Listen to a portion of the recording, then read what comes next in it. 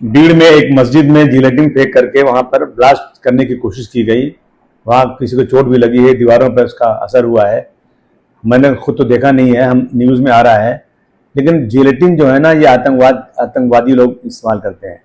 जो चीज़ें पहाड़ को तोड़ने के लिए यूज की जाती है, वो मस्जिद में फेंकी गई है और आरोपी पकड़ा गया है। मैं महाराष्ट्र सरकार से कहना चाहता हूं कि सबका साथ सबका विकास, आप उनके ऊपर कौन सी कलम लगा रहे हैं? देशद्रोह का कानून लगाया कि नहीं लगाया आपने उसको सख्त कानून लगा करके ब्लास्ट जो लोग जो है आतंक फैला रहे हैं, उस तरह का कानून उन पर तुरंत लगाइए, अनाउंस कीजिए कि लगाया गया। ऐसा महसूस नहीं होना चाहिए कि धर्म देखकर यहाँ कानून लग रहा है, और हो यही रहा है कि धर्म देखकर काम हो रहा है।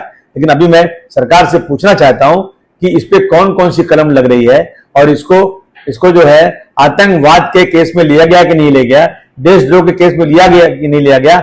मस्जिद पे ब्लास्ट किया, बहुत संगीन है। मुस्लिम हिंदू की आपस में लड़ाई से हो सकती है, लॉ एंड ऑर्डर का प्रॉब्लम खड़ा हो सकता है।